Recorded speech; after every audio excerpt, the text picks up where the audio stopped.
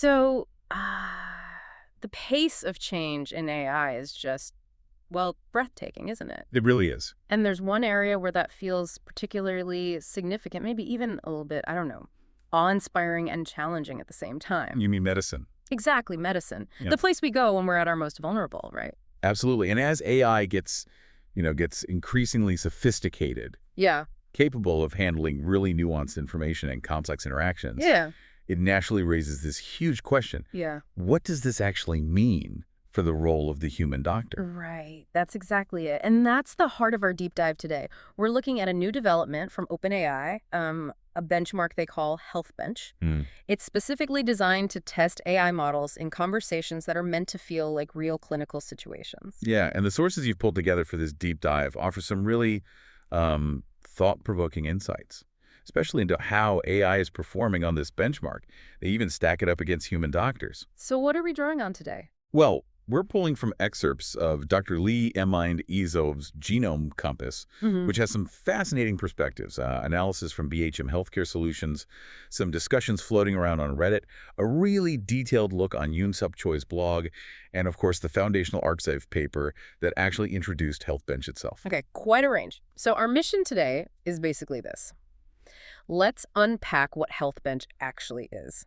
How does it even try to measure something as tricky as, trust and communication in medicine? Right.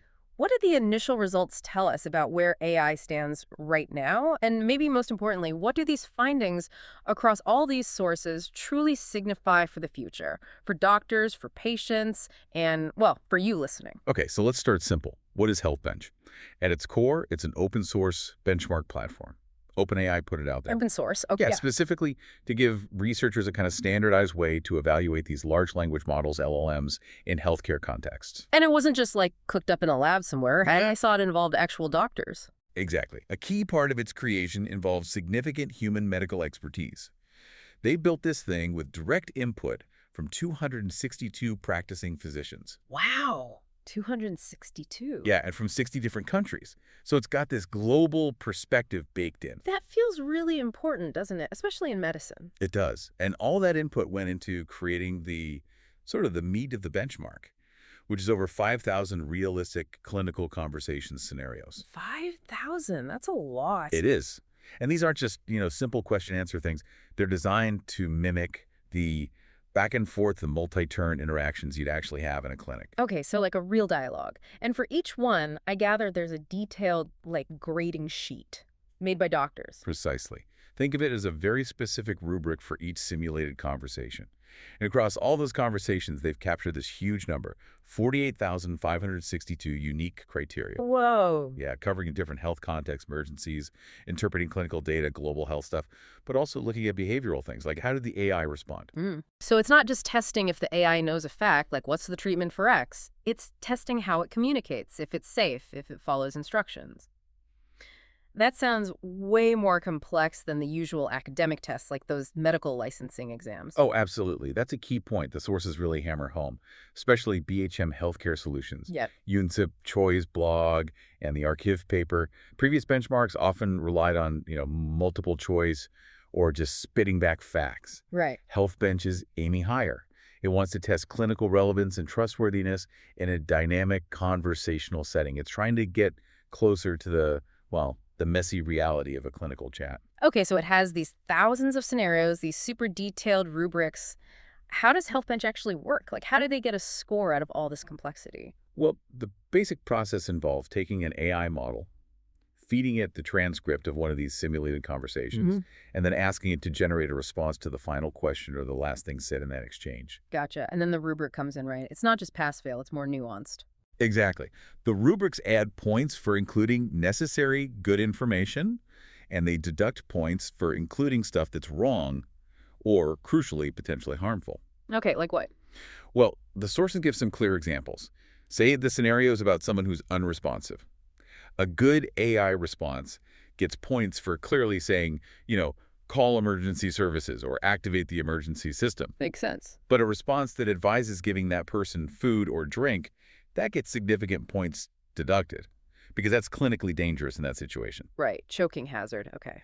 I can't imagine humans manually grading 5,000 of these things with tens of thousands of criteria. Is that how they do it? No, no, that would just be impossible, right? Yeah. The sources explain they use an AI-based evaluator, usually something like GPT 4.1, Oh, okay. to score the responses against those physician-created rubrics. But, and this is critical, they first validated this AI evaluator. They check its judgments against the judgments of the human physicians who made the rubrics. So AI evaluating AI, but benchmarked against human medical judgment first. That's clever. Yeah, ensures the AI score is kind of aligned with how doctors think. The metrics they're tracking, it goes beyond just simple accuracy, you said. It does. They look at accuracy, obviously that's key, but also instruction adherence. Did the AI actually do what it was asked? Clinical communication quality, is it clear? Is the tone right? Managing uncertainty, how does it handle gaps in information? And maybe most importantly, clinical safety. Wow. These are the dimensions the rubrics are built around. It gives a much richer picture than just, did it get the fact right? All right, let's talk results. What did they actually find when they ran the AI models through this HealthBench gauntlet? Well, the big headline finding, and this is pointed out in Dr. Lee Min's source, is that OpenAI's GPT-4o model performed remarkably well. It reached an average performance level really close to human doctors on this specific benchmark. Close to human doctors, how close? Its overall accuracy score was around 85%. 85%, that's impressive. But the source also highlights where the AI still sort of falls short compared to the average human doctor on this task, right? Yes, exactly. There are still gaps. The biggest ones were in managing uncertainty. The AI was about 12.2 percentage points lower than humans there. Also, communication quality, that was down 8.3 points, and clinical safety, down 7.9 points. So while it's good, it's definitely not perfect, especially in those really nuanced areas. Gotcha. Good. But needs work on the subtleties. Right. And maybe even more striking than the score itself is the rate of progress. This is something detailed in the ArcSiv paper and Yoon-Sup Choi's blog. The very latest OpenAI frontier models, like one they call O3, is scored around 60% on the full, more challenging health benchmark set. Now, that 60% is lower than the 85% GPT-4o got on the main metrics we just discussed. Right. But the jump from where GPT-4o was on that full, harder set, which was around 32%, up to O3's 60%, it's a massive 28% improvement. Wait, a 28% jump in performance? In just a matter of months. In months, wow. That's a bigger leap than we saw between major versions like GPT 3.5 and GPT-4, wasn't it? It was, yeah. It just underscores how incredibly fast these capabilities are evolving right now. Mind-boggling speed. And Yoon-Sup Choi's blog also flags something important about reliability. They use this test called Worst at K Performance. Okay, what's that? It basically looks at consistency, not just the average score, but how bad are the model's worst responses sometimes. Even the top models like O3 showed variability here, which means consistency, especially when safety is critical, is still definitely an area needing improvement. Okay, so given this incredible velocity of progress, the sources start to make some projections, right, about where this might be heading. They do. Dr. Lee Min's source, for instance, forecasts that these GPT models could reach or maybe even exceed average physician performance, hitting potentially 93–95% accuracy on these kinds of benchmark tasks by maybe mid-2026. Mid-2026, that's Not far away at all. not far. And looking even further out, say 2027 and beyond, the prediction gets bolder. AI could potentially surpass even subspecialist levels in some specific, well-defined areas. And that could pave the way for things like automated conditional diagnosis, maybe even certain treatment approvals in specific contexts. Though, obviously, huge caveat. Yeah. That would require fundamental changes to our legal and regulatory systems. Big changes. Okay, but the part that really made me pause, especially reading Yoon-Sup Choi's blog, was this direct comparison they ran using HealthBench itself. Ah, yes. This is where it gets really, really interesting. They compared human doctors working alone, right, then doctors using a 2024 version of GPT as a kind of assistant, and then doctors using the very latest, like, 2025 bleeding-edge GPT versions. Exactly. And the results were, well, pretty counterintuitive for a lot of people.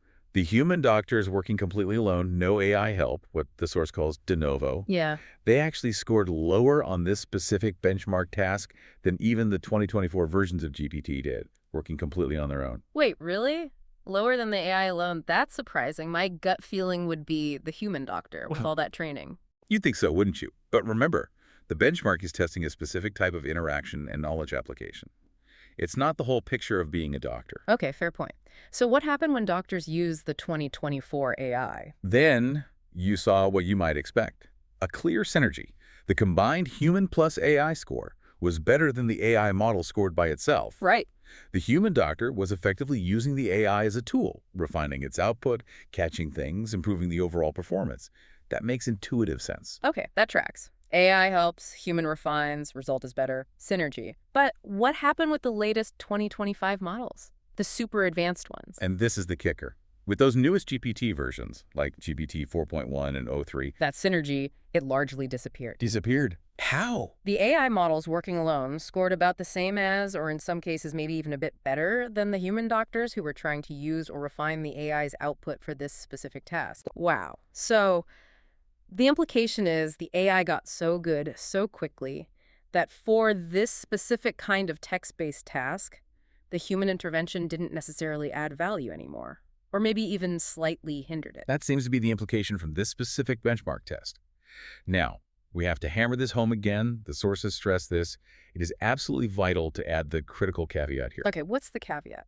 HealthBench is a text-based Q&A format. It uses simulated conversations.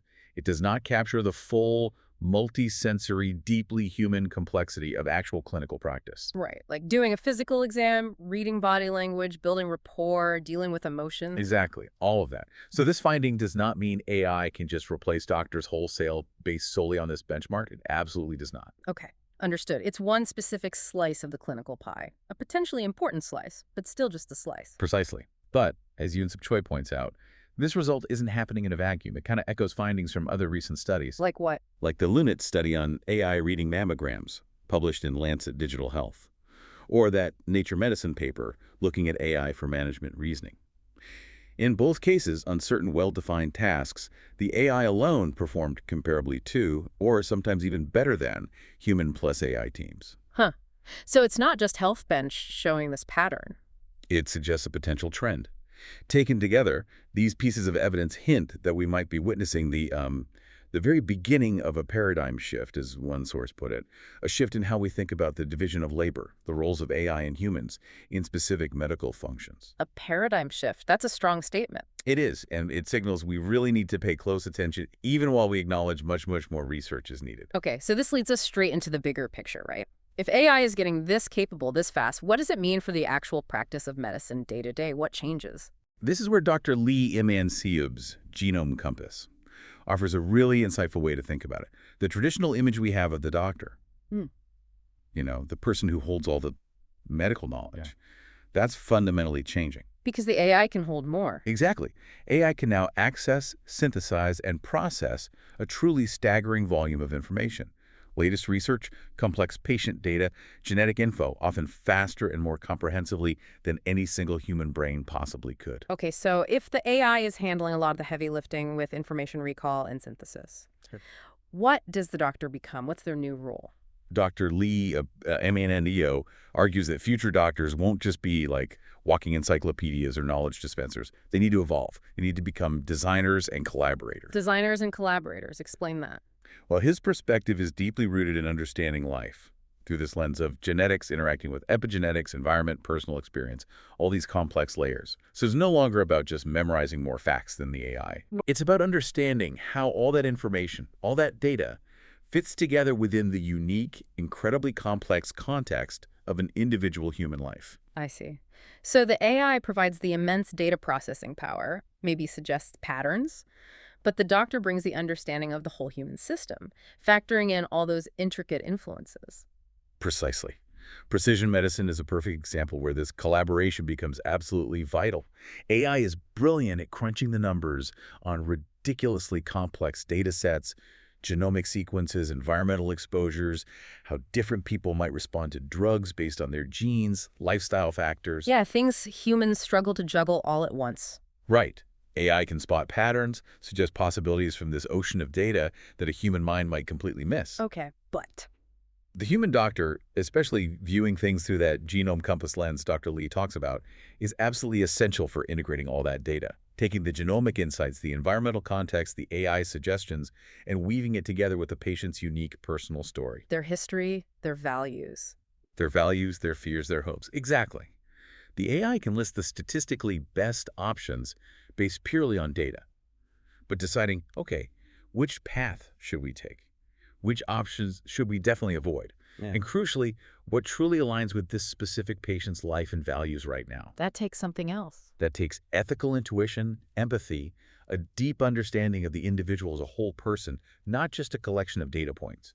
These are the distinctly human roles that actually become more critical, not less, in the age of AI.